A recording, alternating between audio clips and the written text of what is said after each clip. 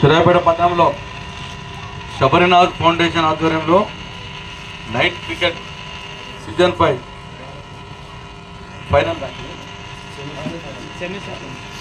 ఇప్పుడు సెమీఫైనల్ ఈ కార్యక్రమం ఏర్పాటు చేసిన మన యువ నాయకులు శబరినాథ్ గారు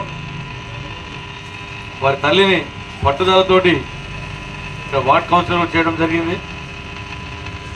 ఈ కార్యక్రమానికి నాతో పాటు విచ్చేసిన మా పట్టణ పార్టీ అధ్యక్షుడు అంజద్ అలీ గారు, పట్టణ యువజన కాంగ్రెస్ అధ్యక్షులు బొడ్డు సాయి గారు, ఈ వార్డులో గతంలో కౌన్సిలర్గా ఉండి పోలేపైన రమణ గారి తనయుడు, మొన్న కొంత తేడాతో కౌన్సిలర్గా ఓడిపోయాడు. ప్రస్తుతం పెద్దగట్టు వైస్ చైర్మన్గా కూడా ఉన్న నరేష్ పిల్లే గారు, ఇంకా అందరి పెద్దలందరికీ కూడా నాతో పాటు నా సోదరులందరికీ కూడా ఇక పేరు పేరు అని చెప్తే తెల్లారుతుంది ఎవరితో అందరు కూడా ఈ సాయంకాలం కూడా శుభాకాంక్ష తెలియపరుస్తూ, నేను కూడా క్రికెట్ ఆటతోటి అంటే ఈ యూత్లో తిరగడం క్రికెట్ ఆటతో స్టార్ట్ అయింది.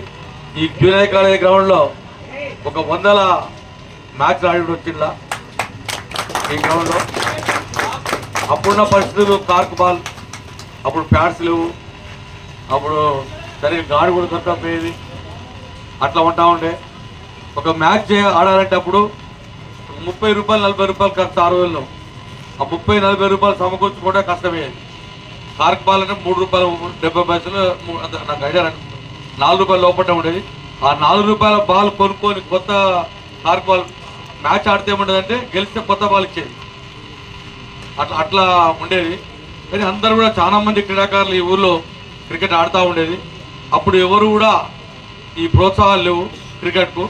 ఎంతోమంది హైదరాబాద్ చూసినా ఇక్కడ చూసినా కూడా పేరెంట్స్ ఈ క్రికెట్ తోటి ఆ రోజు నష్టపోయారు.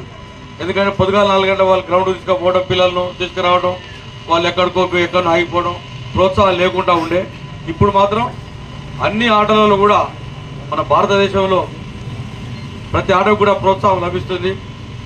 ముఖ్యంగా మన క్రికెట్ విషయానికి వస్తే ఐపీఎల్ మ్యాచ్లో ఒక చోటు దక్కించుకుంటే ఇక అతని జీవితం కోట్ల రూపాయలు వెళ్ళిపోతుంటుంది.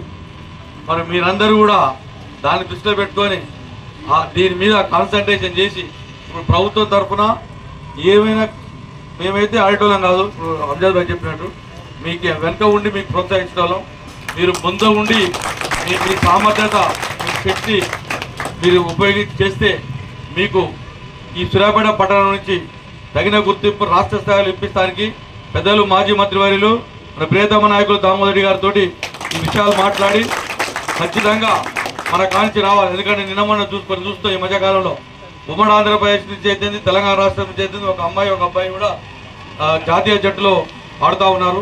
నేను కూడా ఈ మధ్యకాలంలో కొంచెం క్రికెట్ చూడడం తగ్గించిన.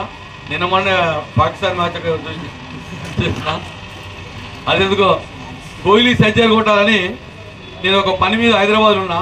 కోహ్లీ సెంచరీ కొడుతున్నా టీ కొట్టుకు అట్టే కూర్చున్నా. 4 మిత్రులు ఉండే కోహ్లీ సెంచరీ కొట్టిదాం కూడా 3 ఛాయలు తాగిపోయినా. అంటే అట్లా ఇంట్రెస్ట్ ఉంటుంది. తర్వాత కూడా నాకు వీలు దొరికితే ఏదైనా మంచి ఇంట్రెస్టింగ్ మ్యాచ్ ఉంటే దానివల్ల ఇప్పుడు అవి అది పెట్టి హైలైట్ చూస్తూ ఉంటాను, రీప్లే. ఎప్పుడు అంతేకాదు, నేను ఒక క్రికెటే కాదు, ఈ గ్రౌండ్లో క్రికెట్ ఆడినాను, ఈ కాలేజీలో షటిల్ కూడా ఆడినాను. షటిల్ కూడా ఈ కాలేజీలో నేను హై స్కూల్ సెక్షన్ నుంచి ఫస్ట్ ప్రైజ్ నేనే కొట్టాను. సింగిల్స్ నేనే కొట్టేది, డబుల్ నా టీమే ఉండేది.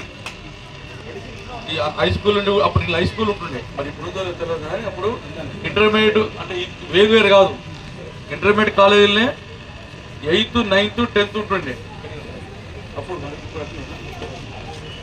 ఉంటుండే ఇది సైన్స్ బిల్డింగ్ ఉండే. ఈ సైన్స్ బిల్డింగ్లో నేను ఇంటర్మీడియట్ ఇంగ్లీష్ మీడియం చదివింటే నేను ఇక్కడ 8th క్లాస్ ఇక్కడ చదివింటే. అంటే ఈ కాలేజ్ తోటి ఈ గ్రౌండ్ తోటి నాకు అనుబంధం. ఇక్కడ ఇంకా పీఈటీ రూమ్ ఉండేది, ఇప్పుడు ఉందో లేదో తెలియదు, ఇంకా ఉండేది. సాయంకాలం 4 కాగానే అందులో పోయి మాత్రం బాల్లో ఇల్లు తెచ్చుకునేది. టీటీ కూడా ఆడుతూ ఉండేది, టీటీ రాకపోయేది కానీ ఏదో నేర్స్తూ ఉండేది. ఏదో ఒకటి యాక్టివిటీ మాత్రం ఈ గ్రౌండ్లో తిరుగుతూ ఉండేది. అంటే అది గుర్తొస్తే మేమందరం గుర్తొస్తే మాకు కూడా ఒక 10 సంవత్సరాలు కాకపోతే బాగా అనిపిస్తే బయట లేదుగా. ఇప్పుడు క్రికెట్ కూడా చాలా అంటే ఆధునికంగా ఉంది. దీని దగ్గరగా మీరు అందరూ ఆడాలి.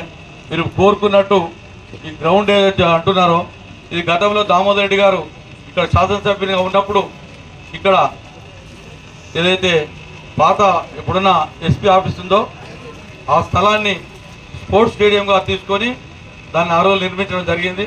దాని తర్వాత తెలంగాణ రాష్ట్రం ఏర్పడ్డాక జిల్లాలు సపరేట్ అయినాక ఎస్పీ ఆఫీస్ బంగ్లా కావాలని దాన్ని తీసుకోవడం, పోలీసు వారు తీసుకోవడం జరిగింది. సరే ఇప్పటివరకు కూడా అది ఇంకా ఖాళీ చేయాలి, మళ్ళీ కూడా పూర్తిగా ఇంకా ఖాళీ కాలేదు. ఈ విషయం దామోదరి గారి దృష్టికి తీసుకుపోయి మన మంత్రివర్యులు దామోదరి గారు 2 సందర్భాల్లో ఉత్తమ్ కుమార్ గారికి కూడా చెప్పడం జరిగింది. వారి దృష్టి తీసుకుపోయి త్వరలోనే అది మనకు ఉపయోగంలో వచ్చినట్టుగా క్రీడాకారులకు దాన్ని అందుబాటులో తీసుకొచ్చే విధంగా తప్పకుండా చేస్తానని కూడా తెలియపరుస్తున్నాను. అదేవిధంగా సోదరు అడుగుతుడు దురాజ్ పెళ్లి అంటున్నాడు, అదే కనుక్కుందాం, మనకు కూడా అంత లేదు, గతంలో ఏం చేస్తే తెలియదు. అది కూడా ఒకవేళ శాంక్షన్ అయి ఉండి ఏదన్నా టెక్నికల్గా ఆగుంటే దాన్ని కూడా క్లియర్ చేయించే బాధ్యత కూడా తీసుకుంటామని కూడా తెలియపరుస్తున్నాను. ముఖ్యంగా దాతలను అభినందించాలి. మొదటి బహుమతి, రెండవ బహుమతి పిల్లేసం నరేష్ పిల్లే గారు 7,016, మూడవ బహుమతి చేతన్ క్రికెట్ అకాడమీ 4,016. వాళ్ళు కూడా అభినందనలు తెలియపరుస్తాను. దాతలు సహకరించినప్పుడే ఈ ఆటలకు కూడా ప్రోత్సాహం ఉంటుంది. నెక్స్ట్ టైం ఇప్పుడు 5వ అవుతుందిగా, 6వ ఏదైతే సీజన్ ఉంటుందో 6వ సీజన్ ఈ నైట్ క్రికెట్ ఫస్ట్ ప్రైజ్ నేనే దాతలను కూడా ఇప్పుడే ప్రకటిస్తున్నాను. మీరు అప్పుడు ఫస్ట్ ప్రైజ్ ఎట్లా పెట్టుకుంటారో దాని ప్రకారం ఫస్ట్ ప్రైజ్ నేనే అందజేస్తా అని చెప్పి ఇప్పుడే చెప్తున్నాను శబరి గారు. ఇకపోతే మీకు ఏ విషయంలో కానీ యువతకు ఏ అక్కర వచ్చినా ఏదొచ్చినా కూడా ప్రభుత్వ పరంగా మేము పనిచేస్తాం సిద్ధంగా ఉన్నాం. మాతో పని తీసుకోండి. ఇప్పుడు అంజాద్ గారు చెప్పినట్టు చెడు మార్గాలకు దూరంగా ఉండి మీరు పెద్దవాళ్ళు కూడా ఇంకా జూనియర్స్ కూడా పికప్ చేయండి. పిల్లలను కూడా పికప్ చేసి మన ప్రాంతానికి మంచి పేరు చేయండి, మంచి ఆటగాళ్ళని తయారు చేయండి. యువకులు మీ అందరి చేతుల్లో ఉంది. మీతో పాటు మీరు ఎట్లా ఆడుతూనే ఉన్నారు. ఇంకా పిల్లలు కూడా హై స్కూల్ పిల్లలను కూడా కొద్దిగా మీరు స్పోర్ట్స్లో ముందుకు తీసుకురావాలి. ఇంతవరకైతే ఈ కాలేజీలో అన్ని వాలీబాల్, బాస్కెట్బాల్, హాకీ అన్ని ఆటలు ఉంటుండే. హాకీ కూడా ఆడిన ఈ గ్రౌండ్లో నేను చదువుకుంటప్పుడు హాకీ మ్యాచెస్ అయినాయి. ఇక్కడ బాస్కెట్బాల్ ఆడలేదు, ఫుట్బాల్ ఆడినాను, వాలీబాల్ ఆడలేదు. ప్రయత్నం చేసినాం ఆడటానికి కాలేజ్. హాకీ ఫుట్బాల్ మాత్రం గట్టిగా ఆడేది.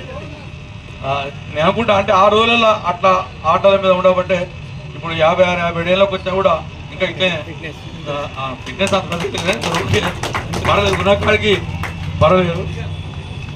మిత్రులారా మీ అందరికీ మరొకసారి ప్రత్యేకంగా శబరి గారి పట్టుదల మనిషి. ఇది ఒక్కటే కాదు, ఏదైనా పని అనుకుంటే కూడా 6 నిమిషాలు ఆ పని మీద సొంత డబ్బు కూడా ఖర్చు పెట్టుకొని పనిచేసే అంత మనసున్న మనిషి. ఎందుకంటే మనం వాటర్ కూడా చూస్తున్నాం గట్టిగా పనిచేస్తాడు యువకుడు. మీరందరూ అతన్ని సహకరించండి.